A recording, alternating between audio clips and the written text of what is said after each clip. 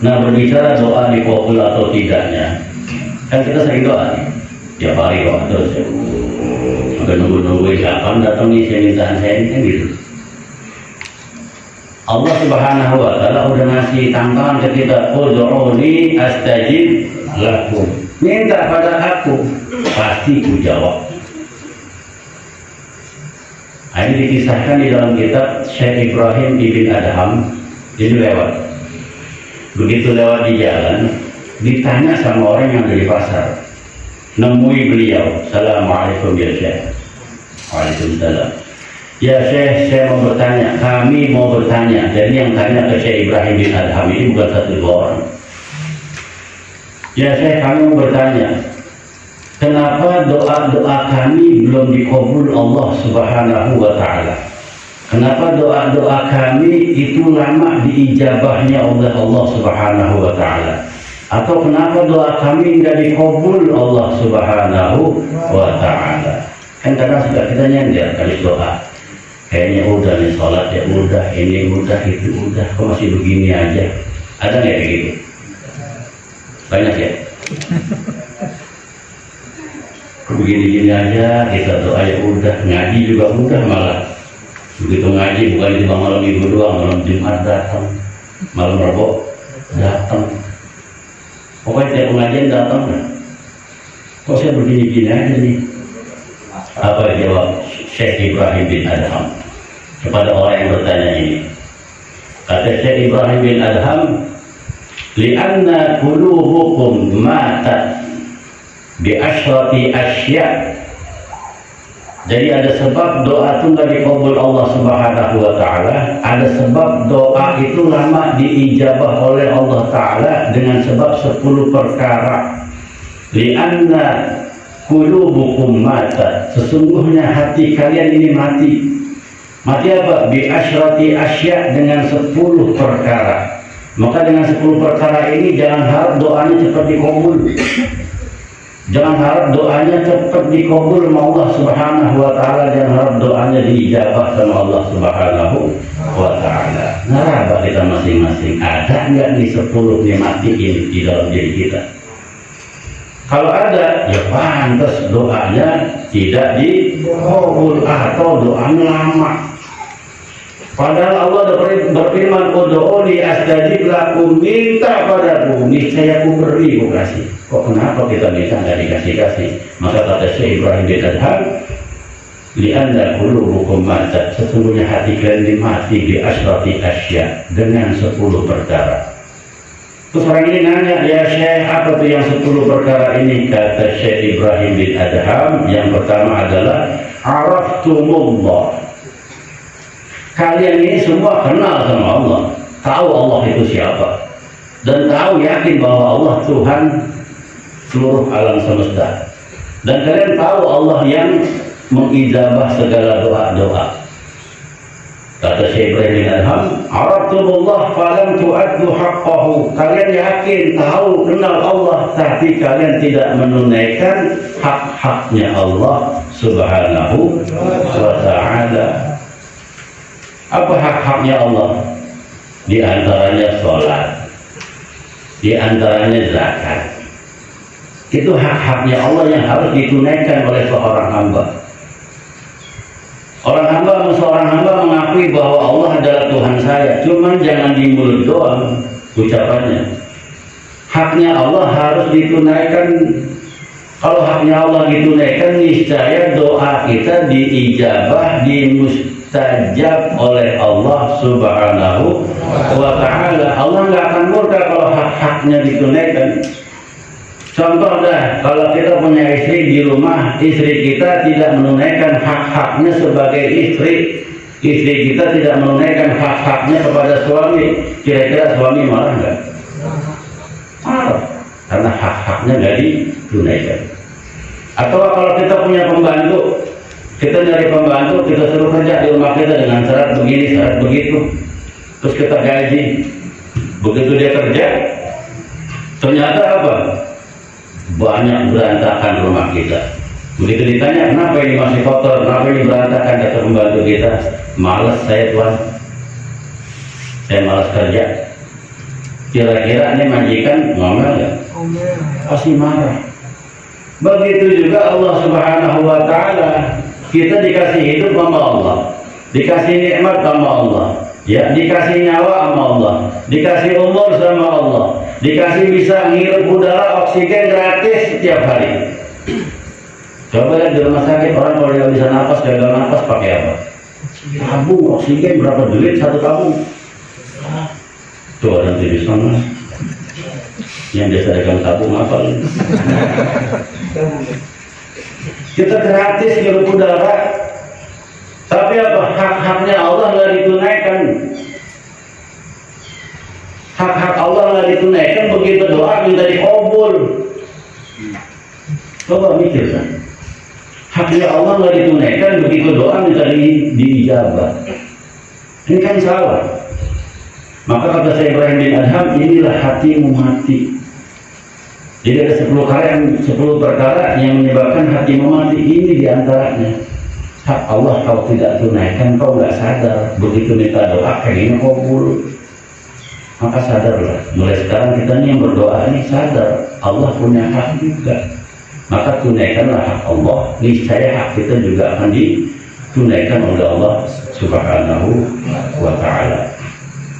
Kata Syekh Ibrahim bin Adham, yang kedua adalah hati kalian mati oleh sebab 10 perkara ini. Yang kedua, za'amtum annakum tuhibbuna Rasulullah. Kalian mengatakan bahwa kalian cinta kepada Rasulullah. Kalian bilang cinta kepada Rasulullah, wa taraktum sunnati, tapi sunnah-sunnahnya Rasulullah ditinggalin. Orang yang namanya cinta, dia akan ngikutin seseorang yang dicintai. Kalau orang yang dicintai melarang sesuatu, pasti orang yang cinta akan ngikutin larangannya. Kalau orang yang dicintai mencintai sesuatu, pasti kalau kita cinta, kita ngikutin apa yang dicintai.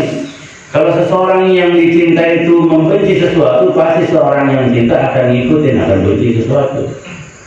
Jadi kita bilangnya cinta sama Rasulullah, padahal laqad kana lakum fi Rasulillahi uswatun hasanah. Kita disuruh ambil tuh suri tauladan yang ada di diri Nabi kita Muhammad sallallahu alaihi wasallam. Ini kata Syekh Ibrahim bin Adham yang menyebabkan hati kalian mati dengan sebab kalian bilang cinta sama Rasulullah, tapi kalian tidak mengikuti daripada sunnah-sunnahnya Rasulullah, malah ditinggal sunnahnya Rasulullah. Inilah yang menyebabkan hati kalian mati, dan sebab ini doa kalian tidak diijabah. Sahabat dah, ini baru 2 nih, masih 8 lagi. Ya, ini baru 2, masih ada 8. Kira-kira 2 ini aja udah kena belum sama diri kita?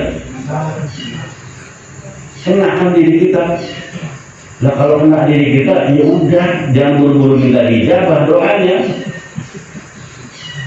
Harus dirubah, harus tahu hak Allah ada. Cinta sama Rasulullah harus buktiin. Nah yang ketiga kata beliau, kata Syekh Ibrahim bin Adham, hatimu mati. Yang ketiga matinya apa? Qara'tumul Quran. Kalian ini tiap hari baca Quran. Kan tiap hari baca Quran nih, Masya Allah, wajah-wajah Quran itu kelihatan. Qara'tumul Quran, kalian ini tiap hari baca Quran. Kata Syekh Ibrahim bin Adham, falam ta'malu bihi, cuman kalian gak ngamalin, tibang baca doang. Al-Quran Allah turunkan kepada Nabi Muhammad membawa hukum, membawa syariat.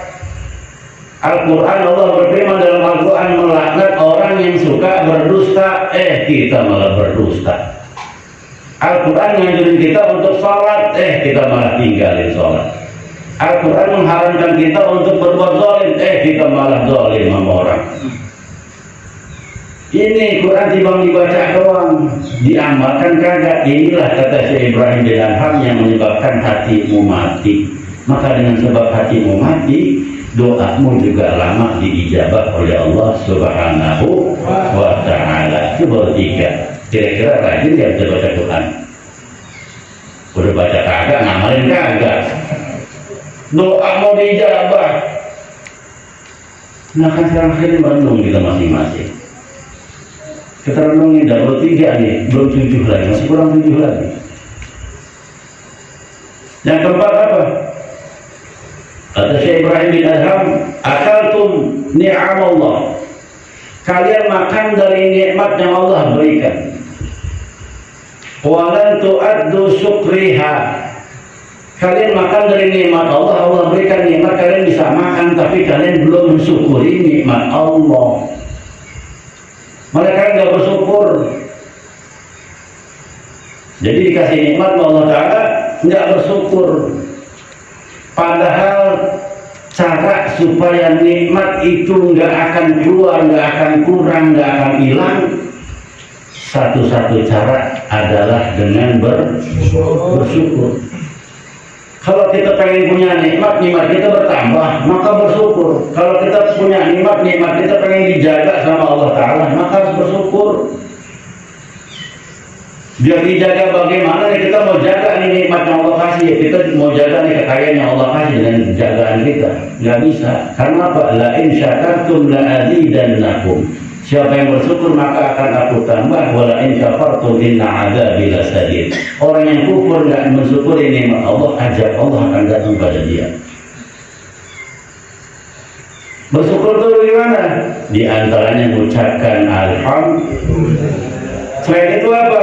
Dikasih nikmat sama Allah Ta'ala, fasilitas, kemewahan, harta, gunakan harta itu untuk ke jalan Allah. Itu tanda yang bersyukur. Allah kasih kelebihan harta sama kita, maka gunakan kelebihan itu ke jalan Allah. Apa diantaranya? Keluarin zakatnya, apalagi sedekah, apalagi bantu orang. Itu tandanya orang dikasih nikmat lebih harta, dia bersyukur. Maka dengan sebab bersyukur ini Allah jaga itu hartanya. Allah jaga hartanya. Kadang kita lihat tuh ada orang yang hidupnya mewah, rumahnya besar, hartanya berlimpah. Akhirnya dia pengen jaga pakai dirinya sendiri. Akhirnya apa? Rumahnya disewain, dipasang CCTV. Habis pasang CCTV, dijaga lagi sama satpam. Nih maaf nih, yang ini satpam. Enggak bersinggung lagi satpam. Dijaga sama satpam. Habis dijaga sama satpam masih kurang, tambahin sama anjing. Emang bertemenan ya. Ya kan begitu, ada CCTV, ada satpam, ada. Tapi dijaga seperti itu tuh, rumah yang mewah, yang luas, yang berlimpah hartanya, jagaannya ketat. Tapi dia nggak bersyukur, nggak berjuang, hartanya nggak digunakan ke jalan Allah, penjagaannya luar biasa, jebolan juga, masuk maling, masuk rampok. Coba dia ada satpam, pernah kejadian nggak? Jangan nanya dong saya. Tapi ada orang yang bersyukur, ya, mudah bersyukur, hartanya berlimpah, rumahnya besar. Boro-boro kita lihat rumahnya ada CCTV, boro-boro kita lihat rumahnya ada anjing, maaf, boro-boro kita lihat rumahnya ada satpam. Orang nengok aja malas ke rumah itu. Maksudnya maling malas nengok rumah itu. Karena apa? Memang orangnya bersyukur, dia rajin zakatnya, dia rajin sedekahnya, rajin bantu orang, maka Allah jaga tuh rumahnya, hartanya dijaga. Maka orang yang jaga dirinya dari maksiat, ya, dijaga hartanya, dijaga dirinya, dijaga keluarganya juga oleh Allah Subhanahu wa Ta'ala. Itu orang yang bersyukur. Maka orang yang syukur ini, ya, akan ditambahi oleh Allah Subhanahu wa Ta'ala. Sumpama nih orang yang sudah kaya dikasih harta sama Allah Ta'ala, cuman cintanya dia sama Allah setengah-setengah.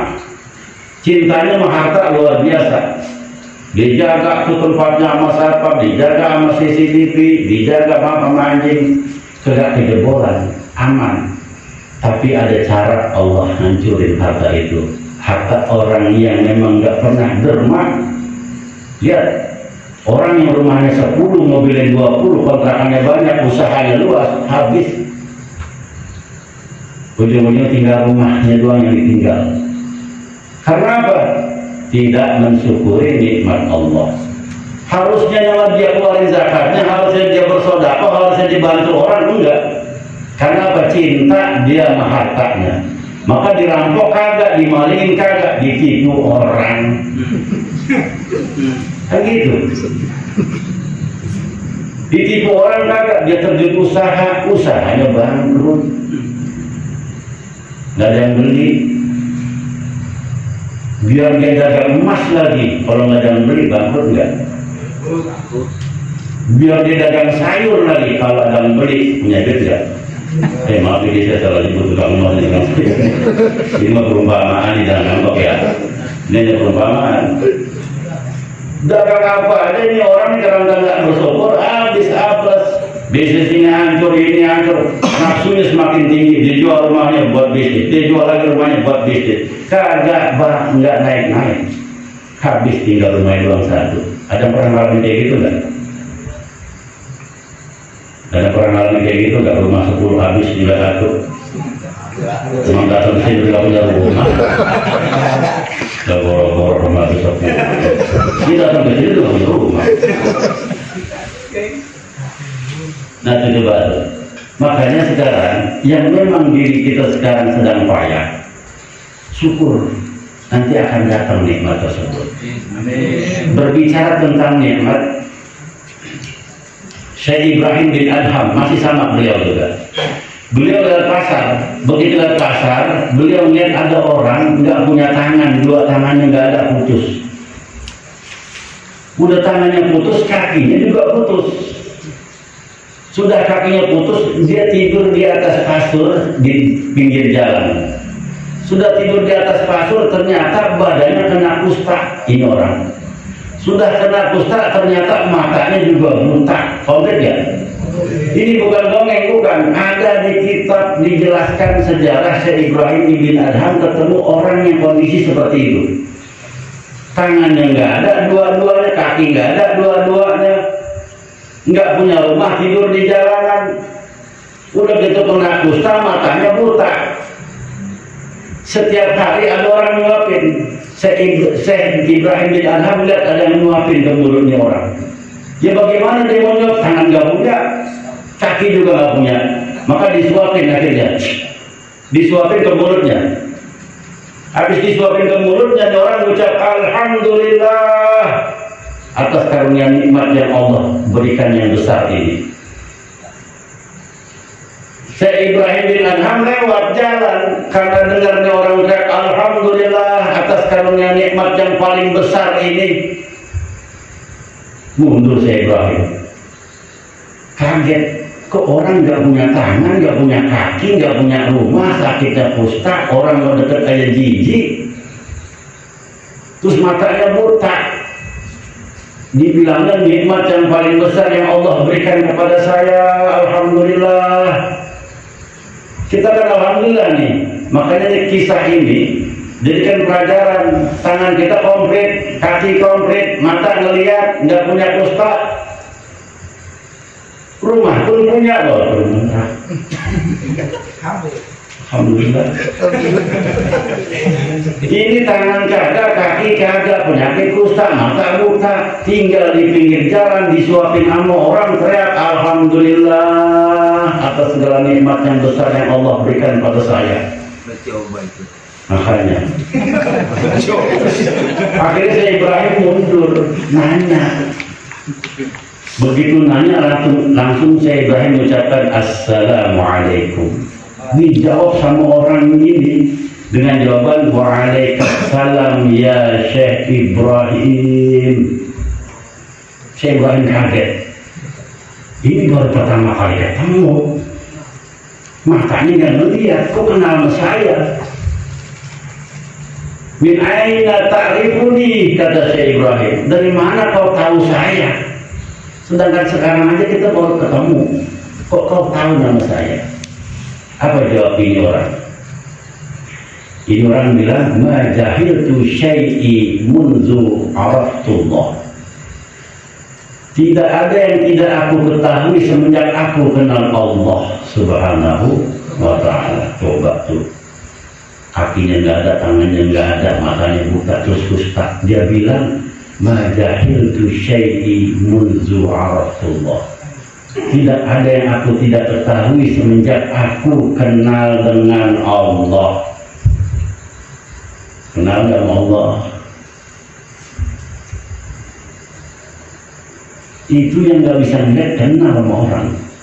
Karena orang yang betul-betul kenal sama Allah, orang yang betul-betul kenal sama Tuhannya, maka sesuatu yang tertutup dibuka sama Allah Subhanahu wa Ta'ala.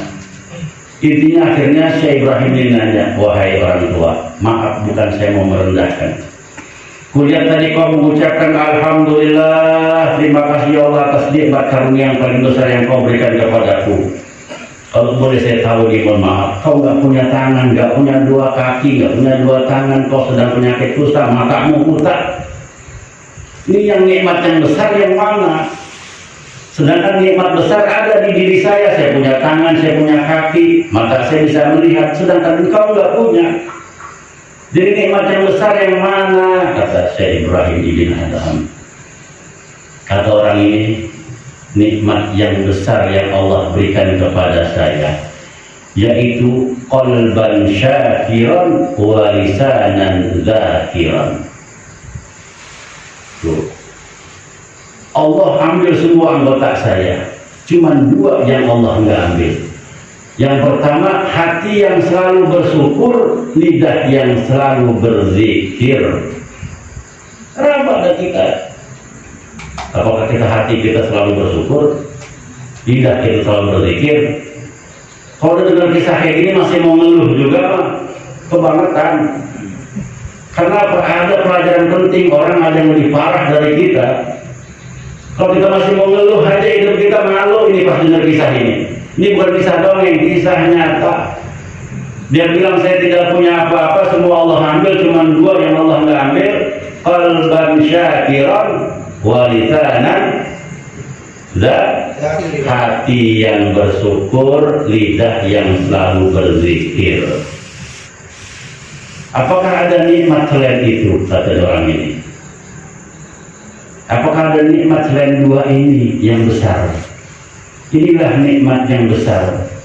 Kadang orang dikasih rumah sama Allah Ta'ala, hatinya nggak bersyukur, lidahnya nggak zikir. Kan ada. Kita udah punya rumah, ya, kali hati kita bersyukur, kali lidah kita selalu berzikir. Apakah nikmat yang paling besar adalah rumah? Kata dia. Maka yang Allah berikan nikmat yang besar pada diriku adalah aku bisa bersyukur, hatiku, lidahku bisa berzikir.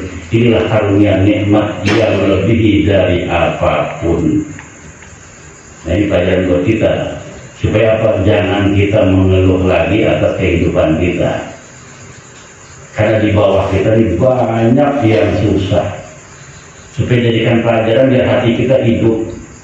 Makanya kata Syekh Ibrahim bin Adham, inilah penyebab kau tidak bersyukur, maka hatimu tidak hidup, mati. Dengan sebab hatimu mati, doamu juga tidak diijabahi oleh Allah Subhanahu wa Ta'ala. Berapa itu? Ada nggak diri kita dari pertama, 1, 2, 3, 4? Ada nggak 4 dari diri kita? Alhamdulillah. Jangan buru-buru kumpul doanya. Kita minta buru-buru kabul. Yang kelima, kata Syekh Ibrahim bin Adham, kultum inna syaitan aduwwun lakum. Kalian ngomong bahwa setan adalah musuh kalian. Kata Syekh Ibrahim bin Adham, walam tukhalifuhu. Cuma kalian ngomong setan musuh kalian, kenapa kalian gak jauh itu setan, malah berteman sama dia, pagi nongkrong bareng, malam nongkrong bareng, duduk bareng, ngopi bareng, makan bareng, tidur bareng sama setan. Kalian tahu setan itu musuh, kenapa kalian gak jauhin itu setan? Itulah yang menyebabkan hati kalian mati dan doa kalian gak diijabah. Contoh, orang yang hatinya mati, yang harusnya setan dijadiin musuh, malah saudara yang seiman dicaci maki, saudara yang seiman dimusuhin. Coba lihat dah, ada kisah kan kakak, adik atau saudara musuhan gara-gara bagi warisan. Coba. Atau seorang saudara dengki sama saudara yang lain, karena saudara dapat nikmat yang lebih besar. Dengki, iri, hasud. Udah tahu yang musuh kita itu setan. Kenapa kita iri hasud sama saudara kita? Kenapa kita iri hasud sama teman kita? Kenapa kita iri hasud sama kawan kita? Kalau kita iri dengki sama kawan-kawan kita, berarti kita bersekutu sama setan, bersekutu memusuhi manusia. Maka kalau tahu-tahu bahwa setan itu adalah musuhmu, tinggalin, jauhin, jangan diikutin. Ini malah bersekutu. Kata Syekh Ibrahim bin Adham, inilah yang menyebabkan hati kalian dengan sebab ini doa kalian tidak diijabahi oleh Allah Subhanahu wa Ta'ala, atau doanya lama diijabah. Nah yang kelima ini coba raba diri kita. Kadang-kadang kita masih suka kesal sama orang, masih suka keki sama orang, masih suka gedek sama orang, masih suka ngiri sama orang. Kalau masih ya udah, jangan minta buru-buru, doanya dikabul. Sabar, berubah. Yang kelima, yang keenam apa? Belum tahu, belum saya. Yang keenam, kultum, kalian mengatakan innal jannatal haq, kalian bilang surga itu hak, ada, benar. Walan ta'malulaha, kalian yakin surga itu ada, tapi kenapa kalian nggak berbuat amal-amal yang bisa mendatangkan, yang bisa memasukkan Anda ke surga? Kata Syekh Ibrahim bin Adham. Karena nanti manusia begitu mati cuma dua pilihan, masuk surga atau masuk neraka. Sekarang kita raba nih diri kita. Kita yakin surga ada nggak? Kenapa nggak beramal amalan orang-orang ahli surga yang dapat kita dimasukin ke dalam surga dengan rahmatnya Allah? Kenapa kita nggak berbuat? Kalau emang kita tahu surga ada, berbuatlah amal. Karena begitu kita mati nanti cuma dua pilihannya, mau masuk surga atau masuk neraka. Kalau sekarang kita nggak berbuat amal kebaikan, berarti kita pengen masuk neraka. Coba apakah kita tadi dari pagi sampai sekarang amal baik kita banyak apa dikit? Dikit.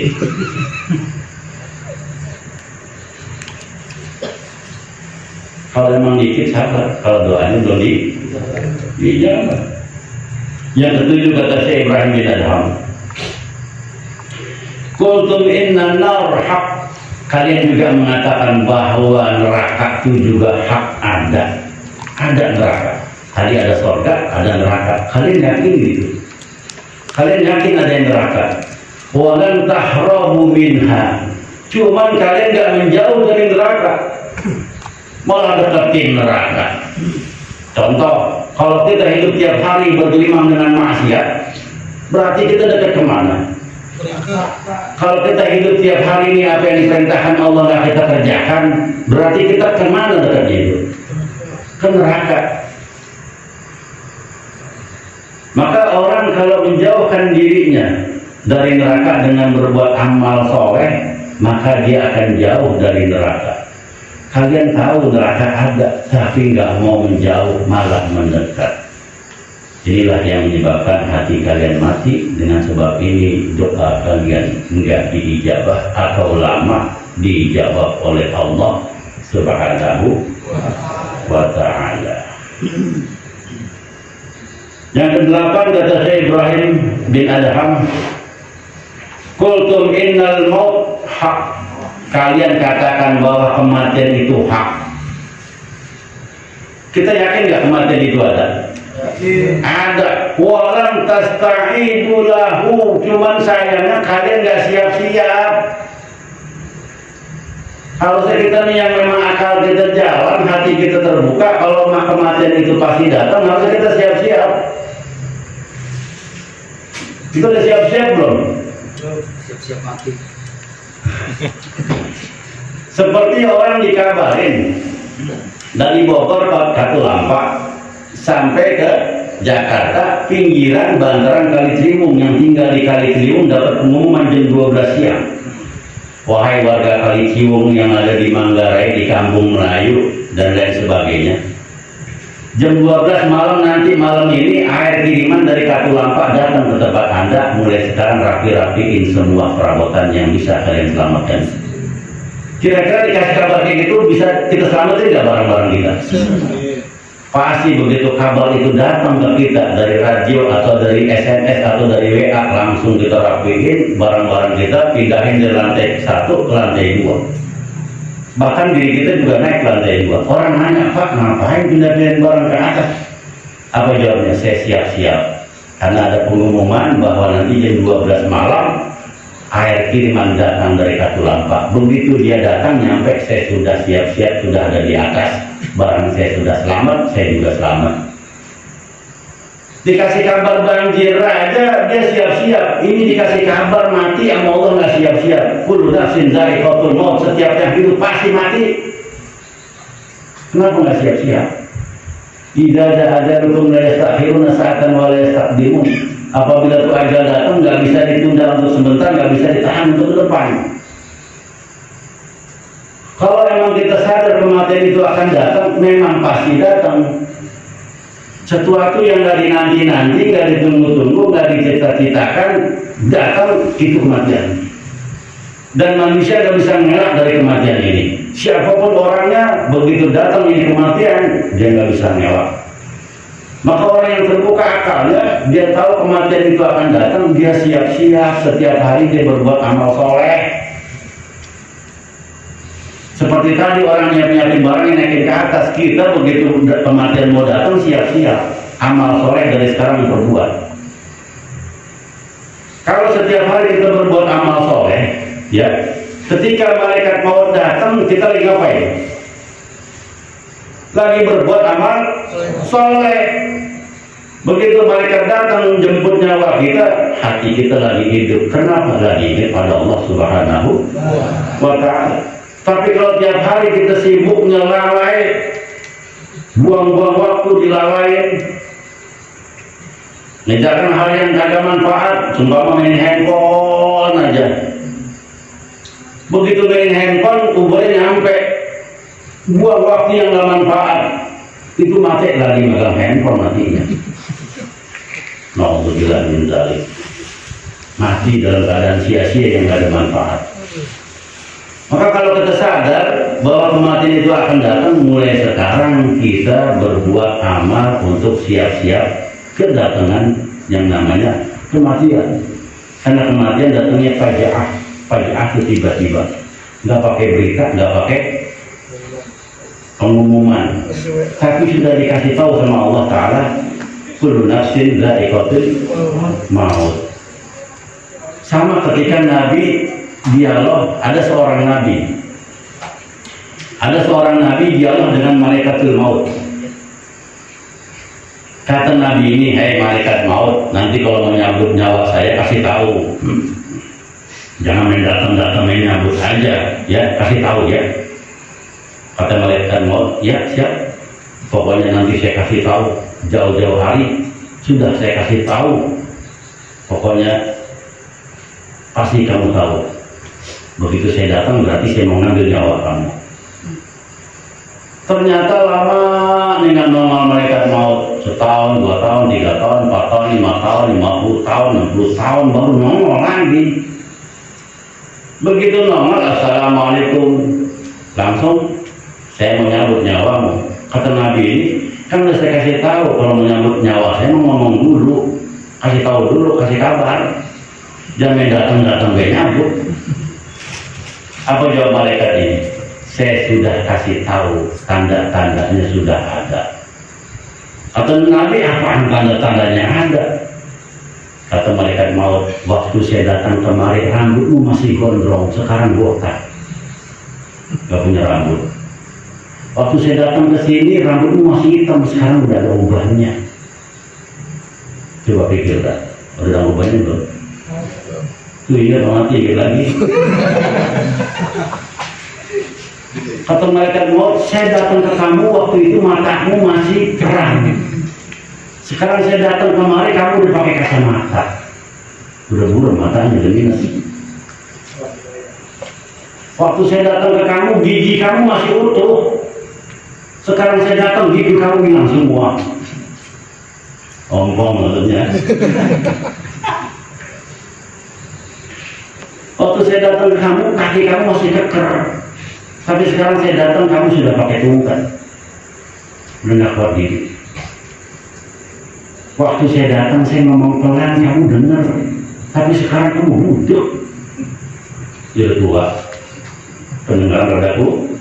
Itulah tanda-tanda kematian. Kalau udah saya sebutin ada masing-masing, rambut udah ubah, mata udah buram, gigi gak ada, kuping gak ada kurang dengar, siap-siap ke besok.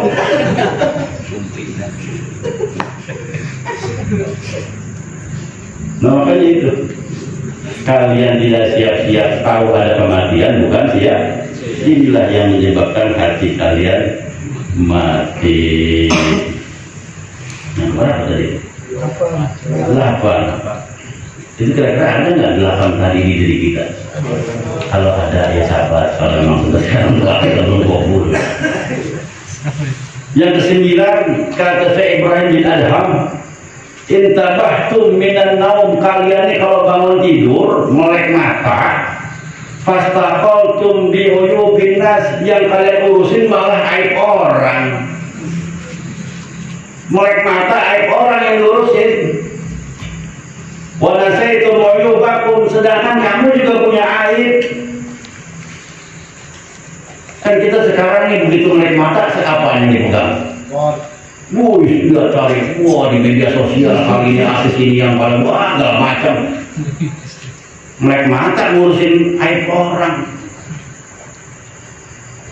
Nah ini, orang yang ngurusin aib orang, orang yang ngurusin kekurangan orang yang ngurusin kejelekan orang, ya, ini sama seperti orang yang sakit, dia bukan ngobatin dirinya yang lagi sakit, malah orang yang sebelah yang sakit ini saya obatin ya, padahal dia ampun.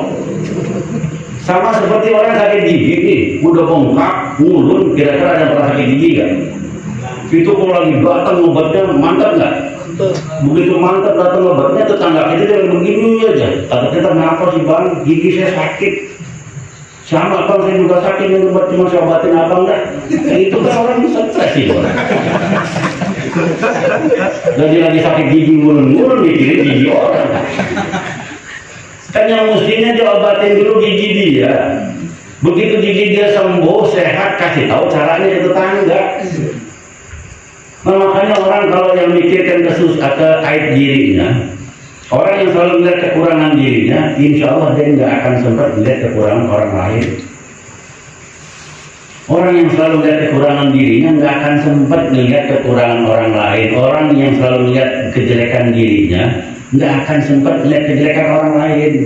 Dia urusin aja dirinya. Ini maka hatimu mati, pengen tahu aja urusan orang. Kepo namanya, urusan orang pengen tahu, begitu orang tuh kabarnya susah, dia alhamdulillah. La ilaha illallah. Kita ini selamat alhamdulillah laki-laki. Karena keburukan sekarang masuk di rumah kita. Mungkin kita selamat yang laki, begitu melek mata enggak melihat yang namanya kekurangan orang. Tapi bini kita, istri kita, begitu pagi kita berangkat ke kantor, kan masing-masing kantor nih, rata-rata kan direktur masing-masing ya. Berangkat ke kantor pakai dasi kupu-kupu, batas koper, isi jamu. Dagang jamu itu namanya. Bawa atas koper, kita berangkat ke kantor. Ternyata istri kita begitu melek mata ngelihat aib orang. Karena aib sudah ada di TV, sudah disediain, bahasanya keren, infotainment. Apalagi? Insert. Apalagi? Silet. Apalagi? Itu jam berapa adanya? Pagi. Coba pagi. Maka Syekh Ibrahim bin Adham udah tahu bakal nanti akhir zaman, di zaman kita ini pagi-pagi orang pada lihat keburukan orang. Pagi-pagi orang pada lihat aib orang, kekurangan orang. Ternyata kita sanggup nggak melihat bini kita. Nyetel TV apa dokoh banget. Artis anu begini, artis anu begini. Ini astagfirullah. Itu doa Nabi dalam Allah Ta'ala. Bu, begitu nggak Bu? Iya. Kalau begitu mulai sekarang tinggalin Bu. Kalau sayang sama suami, sayang sama anak. Lebih baik ibu gelar sejadah, sholat sunnah duha. Doain ya Allah, jadikan anak saya soleh atau solehah. Amin. Ya Allah, murahkan rezeki suami saya. Begitu, jangan buka gibah, TV, yang acaranya ngomongin orang, jelekin orang. Ternyata ibu-ibu bisa jawab, alhamdulillah enggak seperti itu saya, karena saya istri yang solehah. Amin. Nggak tahu suami yang begitu. Melek mata suaminya udah ngurusin orang. Contohnya bagaimana? Begitu dia nyampe ke kantor, cerita sama temannya, si Fulan kan begini, si Fulan kan begini, si Fulan kan begini, begitu nggak? Itu dia nggak sadar melek mata. Bahasa bangun tidur itu maksudnya melek mata. Mata kita dikasih melek, bukan melek lihat diri kita, malah melek ngeliatin orang. Ini yang hatimu jadi mati, kata Syekh Ibrahim Ibn Adham. Itu ada 9. Ada yang kita semua. Ini yang 9. Ada. Wassalam. Kalau gitu, sabar-sabar. Doanya kalau belum dijabah sama Allah, mah. Ya Allah, ya Rabbi. Yang ke-10 kata Syekh Ibrahim bin Adham, dafantum mautukum walan taktabiru bihim. Kalian ini sering nganterin orang yang meninggal ke pemakaman. Sering nggak kita? Kalau saya tiap hari dong berarti. Masih pernah dari beberapa kali kita nganterin orang yang meninggal, kita ikut nguburin. Tapi kata Syekh Ibrahim bin Adham, kenapa kalian nggak ngambil ibrah dari itu, nggak ngambil pelajaran? Karena sekarang dia kita anterin, besok bisa jadi kita yang diantar. Ya. Betul nggak? Inilah hati kalian mati, tiba nganterin orang mati, tapi nggak jadi ngambil pelajaran. Karena kematian tadi saya bilang datangnya faedah tiba-tiba. Mungkin orang nyangka nih, orang yang mati ntar yang tua-tua yang model kayak begitu tuh. Yang model kayak penonton loh, yang mati duluan. Jangan salah, ada yang umur 15 mati. Ada yang umur 10 mati, ada yang baru lahir merosot mati. Jangan ketipu dengan usia. Atau kita bilang, udah ampok dia, ntar diimbus mulu, bentar lagi udah lewat. Jangan ketipu orang yang sakit. Ada juga orang yang sehat, badannya segar bugar, mati. Bahkan lagi habis olahraga, tewas. Maka jangan ketipu. Maka kita yang nganter jenazah ke pemakaman, ambil ibrahnya. Nanti kapan waktu Anda juga dianterin orang, bukan kita. Anda dianterin orang. Nah, ya kan bapak Anda bakal diantar nanti. Kalau kita merasa dia nganterin orang, nanti ingat bakal dianterin juga. Maka ambil pelajaran, siap-siap. Maka kematian itu ada 2. Kita ini bakal pulang ke rahmatullah, ya. Ambil ibrahnya pelajaran kita nganterin orang, ambil ibrahnya kita renung tafakur aja. Karena tafakur di saat itu tafakur, atau tafakur sebentar itu sesaat itu lebih baik daripada sholat 1000 rakaat. Sholat sunnah maksudnya. Entah tadi ngaji kata kalau tafakur lebih baik daripada sholat 1000 rakaat. Johor ada 2 hari ini orang kebal juga katanya. Maksudnya sholat sunnah, mendingan berpikir, oh iya saya dijadikan Allah, harus bersyukur. Nah, orang yang nganterin jenazah, ambil ibrahnya. Ambil ibrahnya apa? Oh dia saya anterin, nanti kapan waktu kita akan dianterin juga. Karena kematian ada 2. Ada kematian yang bikin orang sedih. Ada kematian yang bikin orang ketawa. Kita mau mati yang mana nih kalau saya tanya?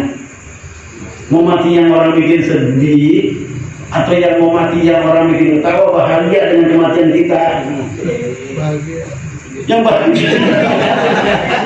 Ya mati. Kematian yang bikin orang sedih. Kenapa orang bisa sedih? Nah, maka kita mikir nih, kenapa orang bisa sedih? Oh, selama hidupnya dia manfaat buat orang banyak. Selama hidupnya dia mau orang baik, selama hidupnya dia mau orang gak berbuat jahat, dimanapun dia berada manfaat. Begitu meninggal, orang kehilangan 2 air mata. Bahkan bukan hanya saat dia meninggal aja orang keluar air mata. Setahun, 2 tahun, 3 tahun, 4 tahun, 10 tahun kita ingat teman kita yang pernah baik sama kita. Di saat kita susah, teman kita bantuin kita.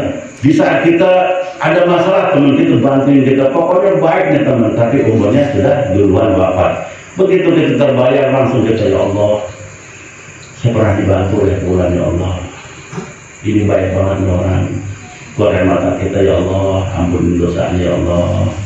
Jadikan kuburnya taman daripada taman surga, ya Allah. Itu yang mati bikin orang nangis. Jangan kita mati yang bikin orang girang, ketawa, bahagia. Alhamdulillah dia mati. Emang apa bang dia mati, abang syukur alhamdulillah. Nah kalau dia masih hidup, ayam kita di kanan habis sama dia semua. Kita harus sedang kayak di depan sudah diambil sama dia. Maka dia matinya, dia membawa berkah buat kita. La ilaha illallah. Maka kita mau pilih mati yang mana coba? Sedih. Yang bikin orang sedih karena apa? Hidup kita manfaat. Nah mulai sekarang buat manfaat yang banyak. Supaya apa? Karena manusia itu ya ada pepatah.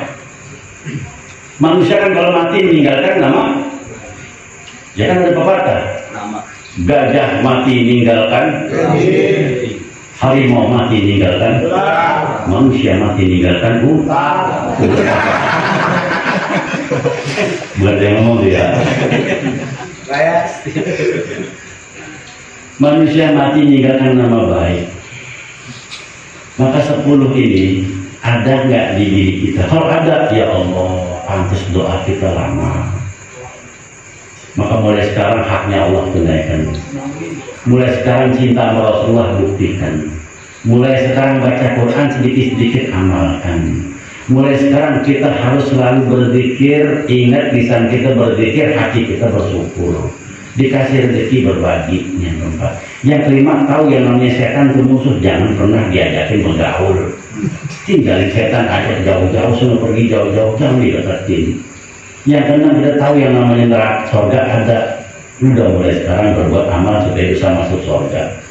Kita tahu yang ketujuh bahwa neraka itu ada. Kalau memang tahu neraka ada, mulai sekarang jauhin ke neraka, jangan bikin maksiat. Terus apa? Yang kedelapan, tahu bakal kematian itu akan datang. Mulai sekarang siap-siap dengan amal baik. Mulai sekarang siap-siap dengan amal soleh. Seandainya ajal itu datang, kita lagi berbuat amal soleh. Yang kedelapan, jangan suka melihat kekurangan orang. Kejelekan orang jangan pernah dilihat-lihat lagi. Kejelekan kita aja yang kita urusin. Yang ke-10, ingat kita bakal digotong orang, maksudnya bakal pulang ke rahmat Allah. Ambil pelajaran dari orang yang sudah meninggal, karena banyak di kanan kiri kita yang sudah pulang ke rahmatullah. Kita ambil pelajaran di situ, kita pun nanti juga bakal pulang. Maka pulang kita tuh pulang yang bikin kesan baik. Begitu kita pulang ke rahmatullah, orang sedih. Bukan sebaliknya, begitu kita pulang ke rahmatullah, orang bahagia, bikin syukuran 7 hari 7 malam. Lantaran kita mati. Nah itu jangan. Nomor 2, jaga 10 ini. Ya jangan sampai ada di hati kita. Kalau ada di hati kita, ya wayaknya doa kita lama diijabah. Jadi ibu, bapak yang nanya sama saya, jangan pakai nanya lagi, kenapa ya saya hidup saya susah ya. Itu udah tadi saya kasih tahu. Kenapa ya saya gaji saya nggak naik-naik, itu udah saya kasih tahu tadi. Kenapa ya rumah tangga saya kok ribut mulu, itu tadi saya kasih tahu. Kenapa ya sekarang saya jomblo mulu, itu udah kasih tahu. Udah semua. Pokoknya semuanya 10 ini semuanya kuncinya itu. Maka kalau sukses jauhin yang ini, yang tadi saya sebut, yang menyebabkan hati itu mati. Mulai sekarang hidupkan hatinya. Maka insya Allah doa-doanya dikabul Allah Subhanahu wa Ta'ala. Nah mudah-mudahan kita kumpul di sini dengan kita berkumpul membaca sholawat kepada Rasulullah. Tiada lain kita minta ampunan pada Allah buat diri kita, buat kedua orang tua kita. Semoga kita keluar dari sini satu pun tidak ada yang tersisa kecuali diampuni oleh Allah Subhanahu wa Ta'ala. Amin ya rabbal alamin. Dan juga kita kumpul di sini.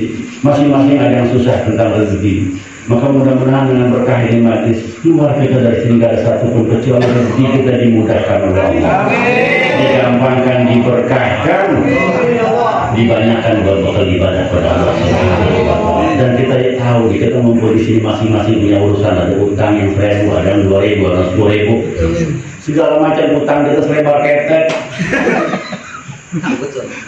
Nah kita ngumpul di sini nih, mudah-mudahan dengan berkah majlis kita di sini, berkah majlis sholawat. Pulang dari sini Allah beri kemampuan kita untuk bebas dari hutang kita. Mudah-mudahan yang ini kita lupa. Amin. Amin. Jadi semoga kabul dengan berkah di majlis sholawat ini. Dan kita pada suratul Fatihah. Semoga niat-niat kita dijabah oleh Allah Subhanahu wa Ta'ala, doa-doa kita dijabah oleh Allah Subhanahu wa Ta'ala, rintihan hati kita dijauh oleh Allah Subhanahu wa Ta'ala. Ala hadirin wa kulli niyatin salihah wa ila hadratin Nabi al-Fatihah. Bismillahirrahmanirrahim. Alhamdulillahirabbil alamin. Maliki yaumiddin.